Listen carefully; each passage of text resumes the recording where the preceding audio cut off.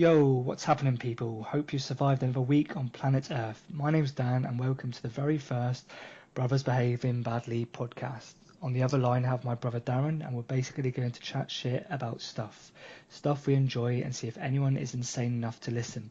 If there are any suggestions, please comment in the section below. Introduction over, and let's just get into it. First topic is going to be the very recent FIFA Football World Cup, and we're going to be answering some important questions from: is Joachim Low still sniffing his ballsack, or is Maradona being arrested for sniffing Colombia's finest yet? And I'm not talking about coffee. So Darren, how good was this World Cup? Well, hi Daniel, thank you for that. That's very good introduction. Well done. I think the World Cup was an absolute blast. 4 weeks of football, of the biggest prize. I just felt it was, a joy to behold. I don't know if the fact that it was on European time, obviously we're in England, I just felt it was, watching the majority of the games, which had action throughout the whole, from the first minute to the 90th minute, 1-0 draw. I have honestly say I think it's the best World Cup we've had. When you think Russia started off with a 5-0 win, and then the following night Spain and Portugal drew 3-3 each other. 3-3, yeah. Pretty good start, wasn't it? It was awesome. Yeah, the fact I'm pretty sure Russia versus Saudi Arabia was probably pushed to the first game. They didn't want to play Uruguay for the first game, for example. Then they probably got beat. So that started the momentum, as you say. And I think the talk before the World Cup as well was how will Russia going to behave? All this talk about hooliganism. We've not heard a word of that. For the whole 4 weeks. I generally think it was. To be fair, would Putin allow for these football thugs, hooligans to ruin his big moment in the spotlight? So that was a talk before, but during the 4 weeks, I think it was just one of the best, if not the best World Cup we've had. Well, I think you touched on it. Russia needing to have a good World Cup was paramount how this World Cup was going to go, really. But they seemed to brush the first two teams away. I think it was the second was Egypt. And then they obviously beat Spain on penalty, which was an absolute massive moment. And from then on, really, anything was a bonus. But I'm just reading some stats here, which makes it one of the best World Cups. If you were to guess how many winning goals were in the 90th minute or later, how many would you say there were in this World Cup? Well, I think I know the answer to it, but you'd say low teams, 8 or 9 maximum probably. What has been at the previous World Cups, but wasn't there something like 15 or something in the last 5 minutes? There was 9 winning goals in the 90th minute or later. It doesn't mean there wasn't late goals, but 9 over the 90th minute, whereas the previous World Cup was 4, and the one before that was 3. So that shows you where the drama is, and the teams weren't really settling for a draw, apart from obviously England, Belgium were trying their hardest. But that just shows you where the how exciting this World Cup was. It's one of the best World Cups I've had in living memory in my lifetime. For sure. And also to mention one of the reasons why it was so exciting was there was just so many massive teams just getting knocked out left, right, and centre. We'll start off with the Germans. They just got just didn't look like they were up for it. They didn't turn up, did they? I remember someone saying there might be an ITV or BBC. One of the commentators were talking about Germany, and you look at the England model going back 20-25 years. We've always had the best players at the biggest clubs. If you're English at the biggest club, you're in the team. Where this year we approached it as having youth. It doesn't matter if you're Harry Maguire from Leicester, Jordan Pickford from Everton. He's just got relegated with Sunderland the year before. Yeah. He's conceded 60 plus goals last season. I like to think. Probably. And yet he's England number 1. And what Germany did, they went into this tournament and they've still got players like Julian Draxler over Sane, for example. Yeah. Well, Draxler's young anyway, but I know the point you're trying to make. They didn't bring their youngsters through this World Cup. They played their tried and tested players, and it just failed miserably. Yeah, you could have picked Germany's starting 11. At the beginning of the tournament, and didn't they change it all 3 games? They changed the back 5 for every single game. Yeah, it was pretty terrible. They won the pre-tournament last year with their young team. So why didn't they bring them forward? That's that Leon Goretzka plays for Schalke, has gone to Bayern Munich now. Yeah. All the English clubs are after him. He had an absolute stormer at the Confederations Cup. Yeah. talk about the depth Germany have. They won the under-21s tournament. They won the Confederations Cup last year. And then they come to the World Cup and they've got people like Leon Goretzka on the bench, Leroy Sané not even making the team. He would walk into, pretty much 30 of the 32 teams that are there. He was the best winger in the Premier League this season, without a doubt. Yeah. And English Young Player of the Year. They left Emre Can as well. He didn't play. They did play Timo Werner up front, but he didn't really get the service, to be honest with you. And he didn't, no. So they looked stagnated. They looked obvious. Yeah, it's like England of old. But then you go on to people like teams like Argentina, who basically scraped through, their group, which was Croatia, Nigeria, and Iceland. They drew 1-1 with Iceland. Messi missed the penalty, so even when you need to rely on your best players, they just couldn't do it. They looked at all. No. If I was going to play one of the big teams in the second round, I would have chosen Germany or Argentina because I think they were there for the taking. They were there. Oh, they were there for the picking, weren't they? Yeah, for sure. I'm not sure Absolutely. not sure how France actually conceded 3 goals against them, but I think one was. Well, they were 4-1 up though, weren't they? Yeah. 4-1 up. Yeah, you kind of relaxed after a little bit. Yeah, and then obviously Spain went. Ronaldo's Portugal went early, but they lost to Uruguay. Then Uruguay lost to France, and brilliant World Cup. So let's talk about England now. So where to start, really? Yeah, well, I don't know about you, but 6 months ago, you look at the England, you look at them going to the World Cup.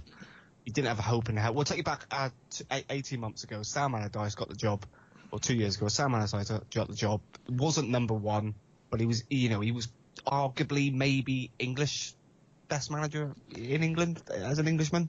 Yeah, I always look back on that and think he probably only won like 35 or 40% of his games in the Premiership. But he was the best of a bad bunch. Yeah. I think he was chosen because he was English and he had a bit of fighting spirit, maybe. Yeah, and I can't remember the first game we played, but 1-0, last minute goal. It was the same old England. He picked pretty much the same team that lost to Iceland. Yeah. A few months before.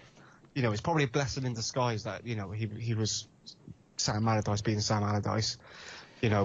Although you talk about the media at that point there. We're looking for that escape goal straight away. Sam Allardyce falls into that trap. So Gareth Southgate takes over. Again, not really number one choice. He's come through the English ranks. He's played under 21s. He's won tournaments. Won the Toulon tournament. Wasn't it at that point the FA thought, right, we're going to need to change things. We need to do it like the Germany and the Spanish model. Don't bring Billy Big Balls in as managers. Bring in someone that we can learn, he can learn, and exactly, yeah, that kind of model really. But not everyone was on Southgate's side at the beginning. I don't think I've really watched the qualifiers, to be honest with you. I don't think. Oh, exactly, yeah. No, I agree with you. Yeah, it was a bit of a wet blanket. I thought when I first saw him. A yes man. I think it was the turn of the year though when I started saying that I think I like what Southgate's doing. Whether we win or not, or whether what we do, we need to change it. But I kind of saw what he was trying to do. He was saying he wanted to leave Rooney. He said Rooney's not playing. He's not playing well. He's not in the side. He was the captain. Do you know what I mean? He's got rid of Rooney without any questions. No one remembers Rooney. No one's like kicking off saying Rooney's not in the squad. So obviously the Southgate factors come into it. And you think about the Tunisia game, we were like 5 or 6 yes. We should have been 5 or 6 up in the first half. We gave away a stupid penalty. It's one of those 50-50 penalties. But then you get those moments like at the end where Kane scored that like 85th minute or 80th minute winner, thinking that's exactly what we needed at that time. Yeah, exactly. Yeah, it was. Yeah, at that point there, you kind of, we finished that game 1-1. The media come into the back. It's same old England. And we're under pressure straight away. But that Carrick game just kind of, I don't know, summed up the whole tournament for England. Harry Kane scores and everybody jumps onto him. They know it's an important goal. They know we win the first 2 games. We can relax against Belgium. We didn't want to go into the Belgium game thinking we need something from this game, because they are a hard team to beat. But and then we go to play Panama. Okay, Panama, the weakest team in the whole in the tournament. Yeah, they weren't great, but we made them look like absolute amateurs like in that first half. But we should have had like 3 or 4 penalties, but the referee didn't give it. But then he actually said he did give one, then he gave the other one straight away. Yeah. We shouldn't we have had a few in Tunisia game as well, but they didn't give it to us. Oh, the same thing was Kane. Yeah, pretty much wrestling down. Yeah, so I think that was a tournament we actually smashed them, and like we're thinking, well, it's only Panama, but we haven't been in this position in the World Cup for ages. We didn't need to do anything in the last game. I don't remember exactly. us being in that position. Like, Well, ever. 6-1 was the biggest ever England World Cup win. Yeah. We've played, shit teams before. We played like Trinidad Tobago. Didn't we play them in Costa Rica, you mean? Costa Rica? No, it wasn't Costa Rica. I'm sure we played when Peter Crouch beat them 2-0. Oh, Peter yeah, Crouch. 2-0, yeah. At a World Cup. At a World Cup, yeah. And where have they been? They've had absolutely no one. Yeah, you've got to beat these teams in front of you, and sometimes, but we were well up for it, and it was a pretty hot day as well. So very good. And then we go on to the next point. And then what about the Belgian draw? What did you make of that? Well, I'll be honest with you. I was in a pub, couldn't see the TV.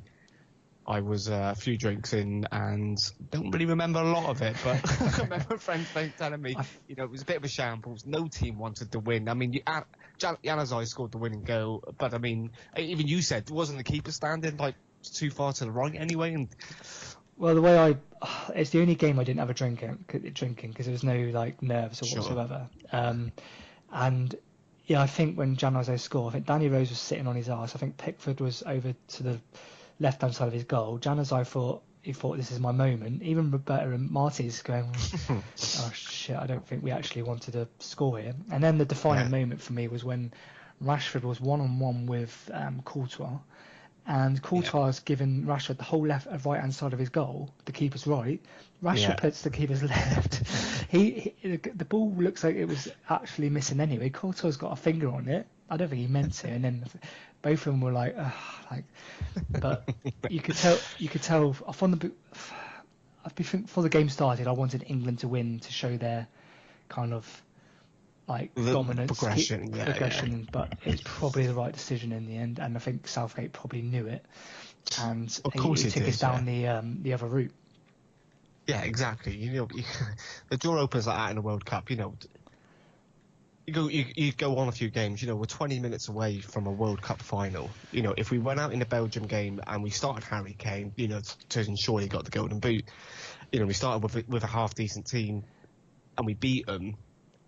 Yeah. We go into the Japan game, which Belgium only just scraped through that. Yeah, exactly. They only got an arse kick up. 2-0 down, and in 30 minutes he scored 3 goals and deserved. That could have been a tricky game for England. The kind of games England have gone out.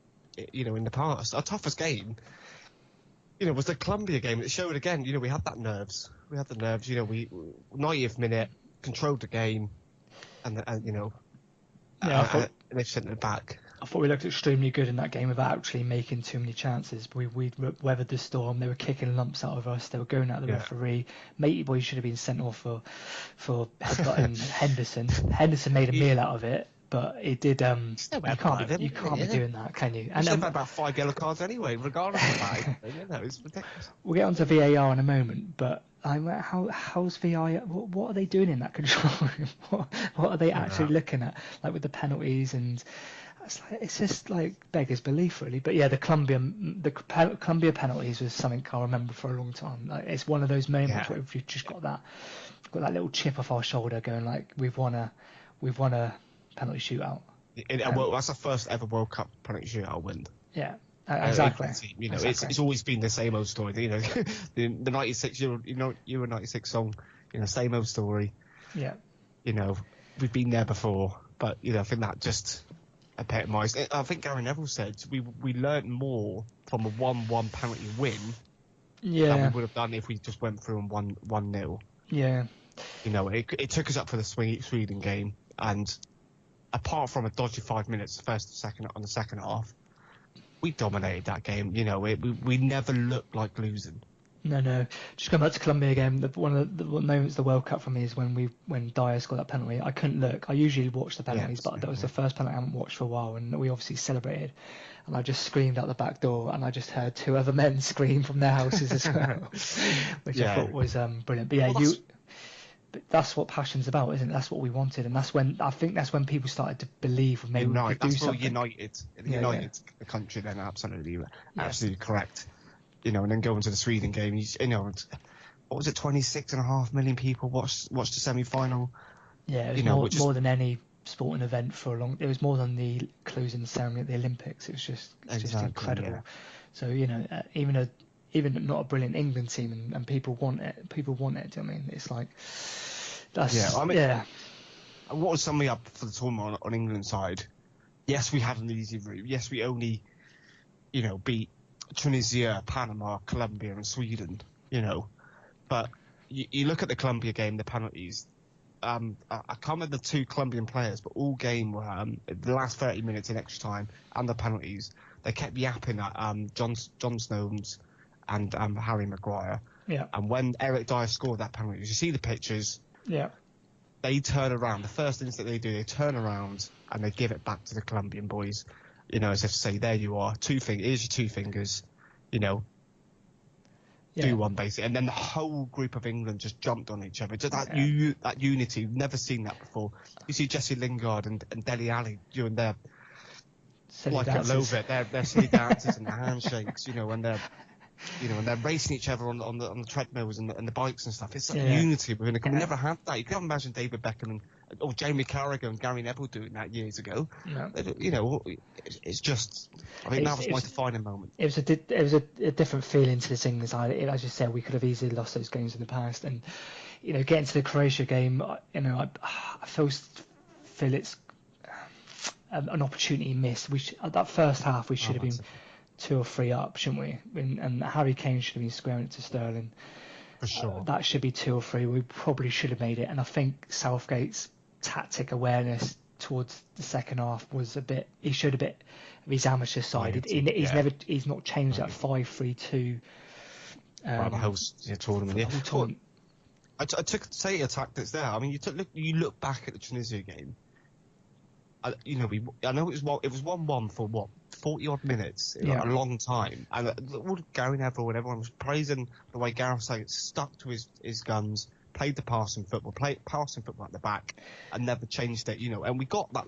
To be fair, a lucky goal at the end. I know we were pushing. I know we were the better team, but we got that lucky goal at the end. But then you go to the Croatia game. It's different circumstances, though, isn't it? Like with Tunisia, they didn't really look like they were going to hurt. They were settling for a draw. Whereas Croatia, they were coming at us left, right, and centre. He needs to bring his full-backs back. He needs to put 5 in midfield and 1 up front. He just needs to batten down the hatches, bring Dyer on. I don't know why he took Henderson off. No idea. Henderson's already had a bad hill. I wonder if that was playing a part. But you don't take your best player off. Semi-final of the World Cup. I think they let us on. But my point was about the tacticals. That point there, surely an experienced manager chucks on another striker against Tunisia. And as you say, the Croatia game, they exactly. So put full backs back, took Sterling off and put Sterling out on the left, and play 5-4-1 or whatever, and go on from there. But as you say, he didn't, and it just took us off for spaces. Well, final point in it from me is because we need to move on to some other questions. But so I think from this point of view, we just need to take it forward, and Southgate needs to bring someone in tactically, maybe another number 2 or something, just to help him develop further. And we just need to use this good feeling going forward to get the nations back on their side. They need to use it and carry it forward, because there's no point having this easy way through if we're just going to, our next few games, or we don't qualify, or we get spanked by Spain or so. It's going to mean absolutely nothing, is it? So exactly, we need to obviously use it. So next thing then, so what did you think of VAR?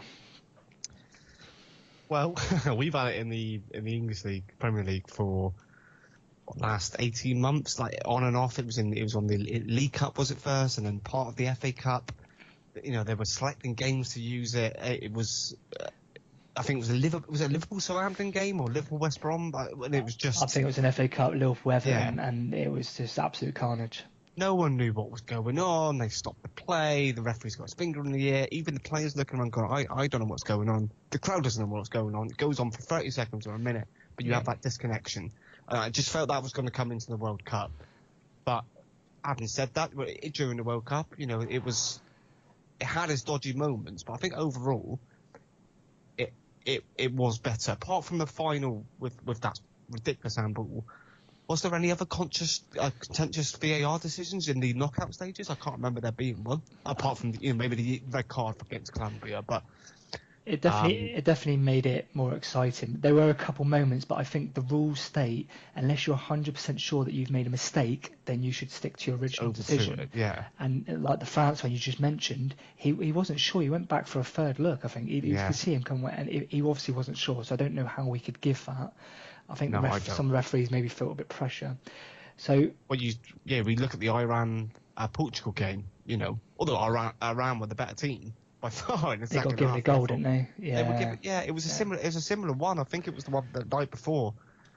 I can't remember. It was. They had the hand up, and it should have been a penalty. It was further away, and this one was pretty much face to face in the handballs there, and the referee's taken 2 minutes to decide, and then gives a penalty. That could have knocked Portugal out, and if it did, shouldn't they just give that decision to the people that are in the monitoring room?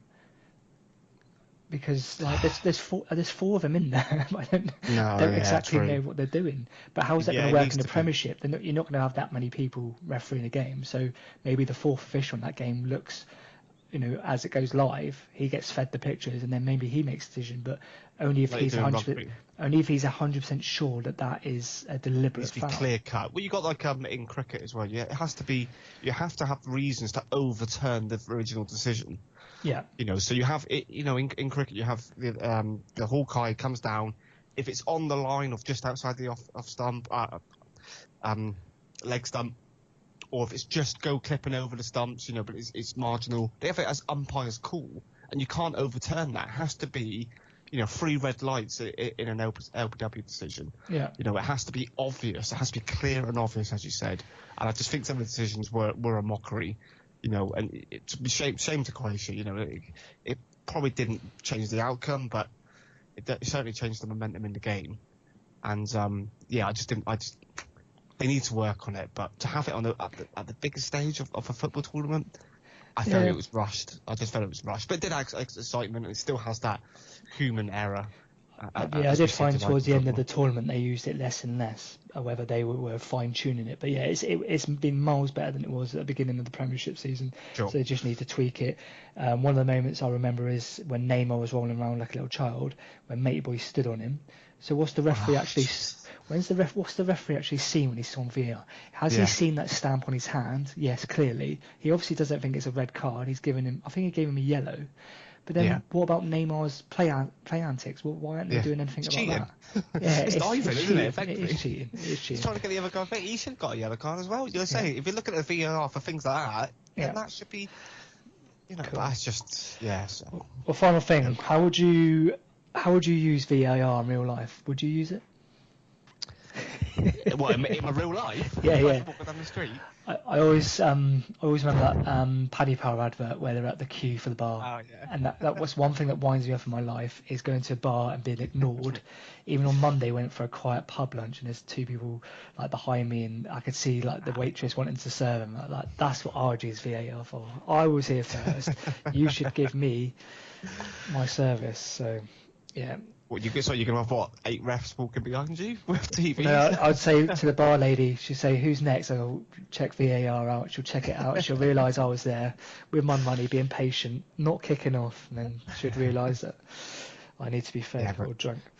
Would you want to wait 2 minutes for a pint, no extra? I'm not sure. Maybe just wait a little bit. Well, it depends how big the order is, really. No, yeah, true. No, it does wind me up. That really does wind me up. But would I use it in midlife? Probably not. Cool. So we've got lots to get into. So just a quick question. World Cup hero and World Cup wanker. Who would you say?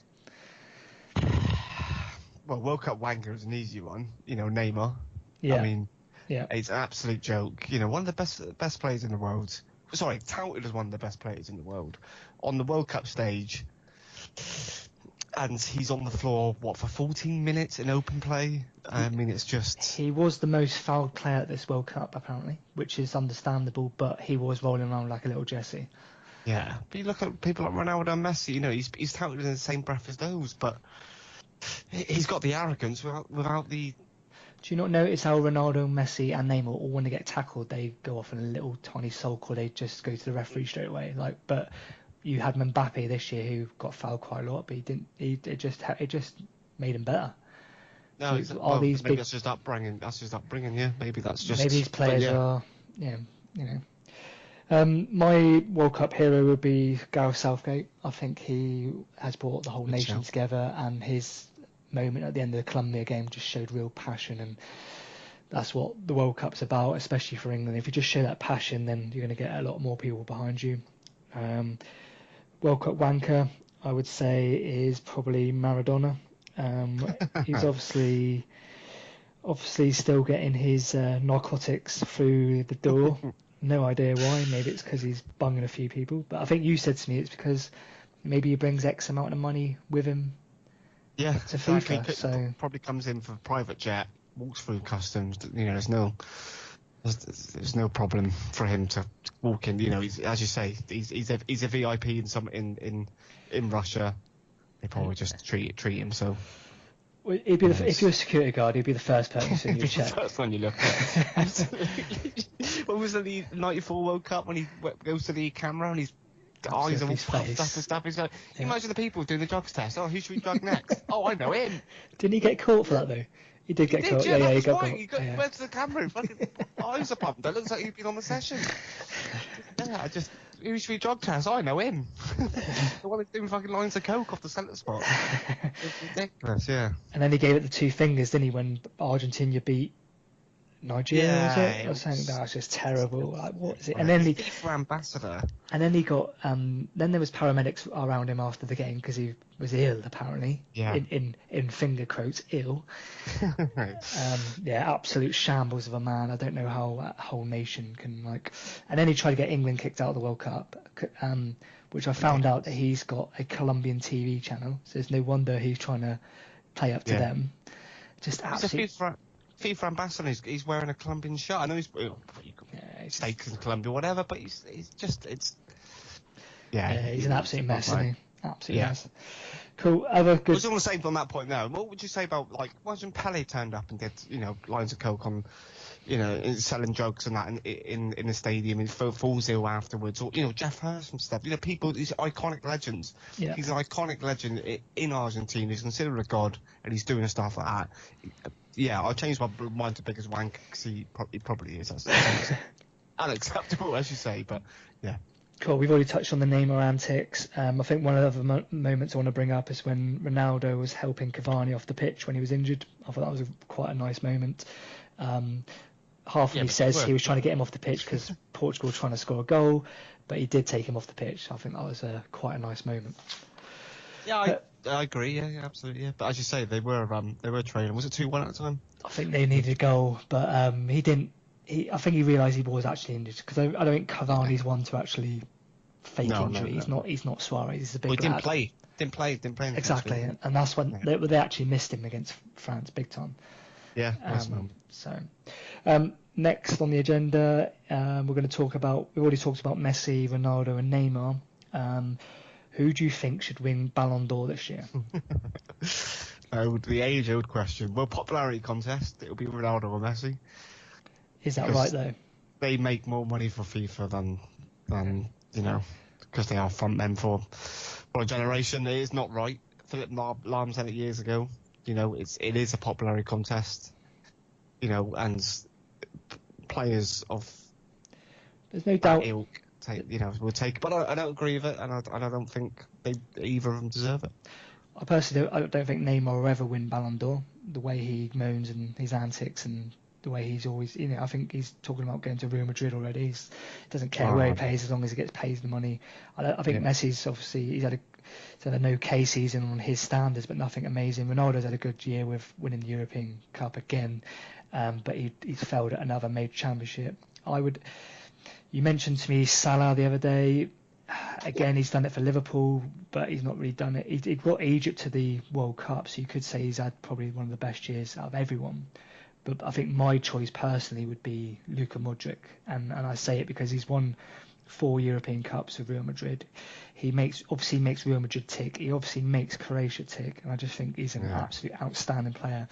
And when Croatia are up against it, they looked tired in the first half, but he obviously pulled them through in the second half against England.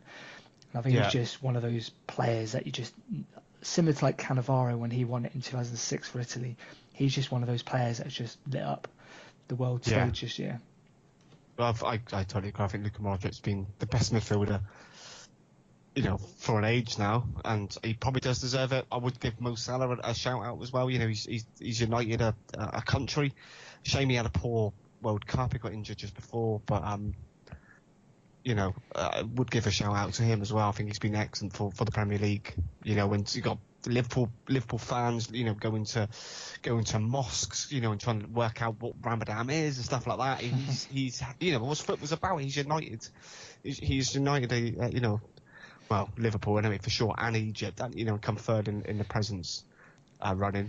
I think he didn't even run into it. He could be a FIFA, but he could be one of those FIFA poster boys as well, because he like that whole nation obviously adores him. Liverpool adore him. Liverpool haven't won anything this year again, but yeah, he's definitely one in the talk. I think Mbappe is definitely a future Ballon d'Or. The way he's ripping past people, I didn't realise how fast he was. He's just an absolute. He's electric, isn't he? So fast, unbelievably fast, and he's just got everything. That boy. Everything, and he's already got the shoulders of a 27, 28-year-old. He does huge, isn't he? Yeah. He does mess about with it a bit too much. I think Uruguay got really annoyed with him, but I mean, what 19-year-old is doing that? Exactly. He's 19. He's realising he's going to be one of the best, or he's going to be the best player in the world. Give it 3 or 4 years, he will be a multi-Ballon d'Or winner. Yeah, it would just be he's just kind of getting to that point now. He's getting that arrogance, like Ronaldo did at United. Yeah, exactly. He had all the skill, had all the talent, but then when you started to realise when the kind of the penny dropped, that's why best players become arrogant, because they are the best. They are that good. Yeah, definitely. He can't stay at PSG for too much longer. He's going to win the French league. Can't be seen to win the French league 15 years out of 16. No, he won't win the Ballon d'Or there, will he? No, exactly. And Neymar won't win it there. If he thinks he's going to win it, he needs to go to a big club, and because the French league is just like. It's like the Vauxhall Conference. It's just horrible. You could get a couple of goals in there, couldn't you? Yeah, I reckon I could. Easy. Even at your age. Moving on to the final few questions then. So let's quickly go over these. So what do you think of women pundits? Yeah, it's a change of the guard, so to speak. They should be. They are part of football. Women's football is getting bigger. I don't agree with John Terry putting things on Instagram like he did.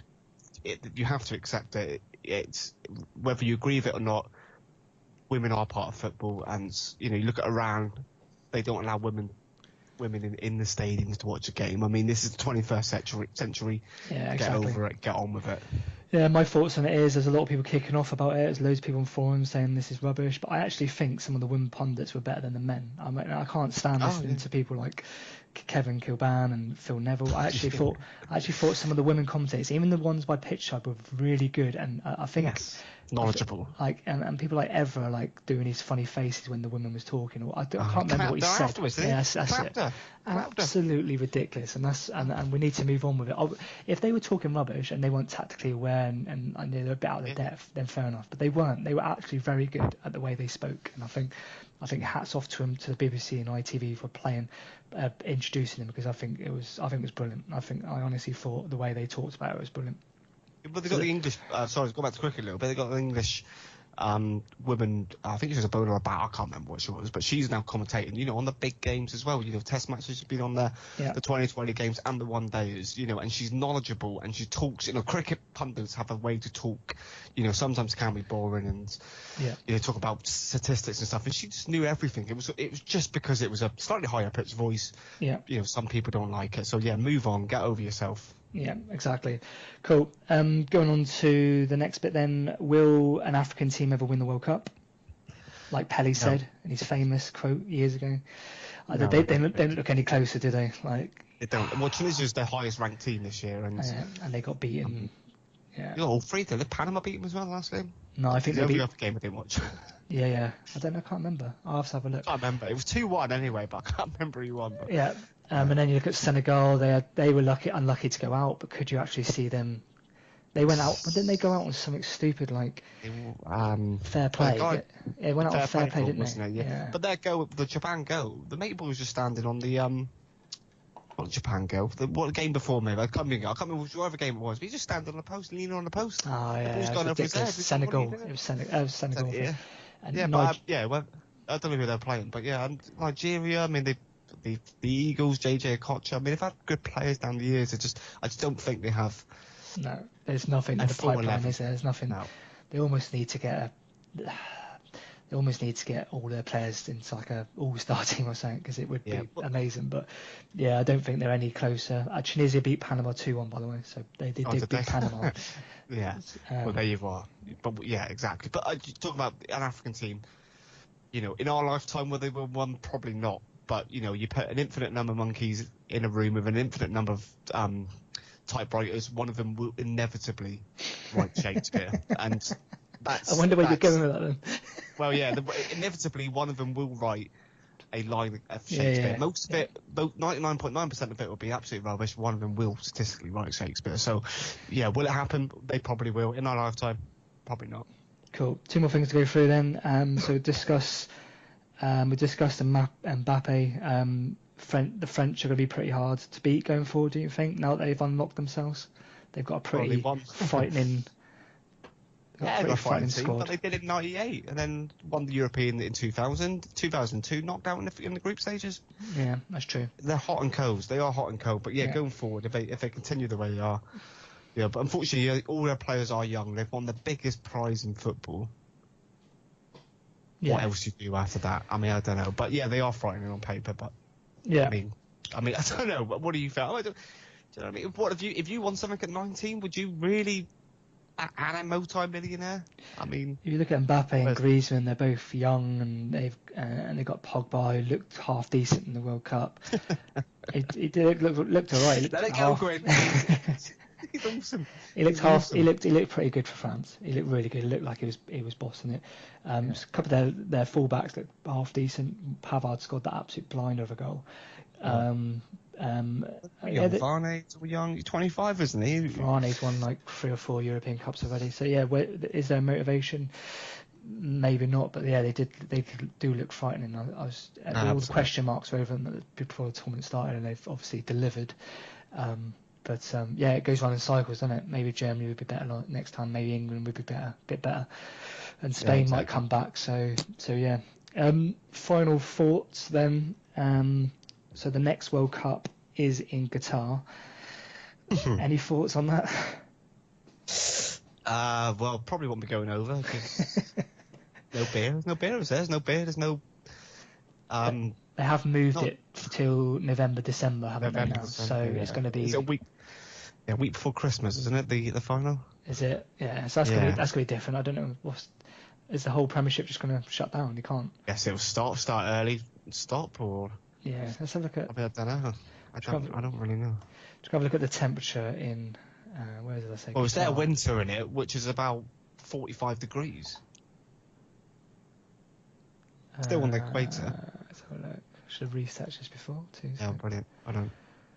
First podcast. So, November, high temperature 24 degrees, low temperature 17. So it's like our normal summer. Okay. It's like our normal summer. Hot day. Shorts and no t-shirt.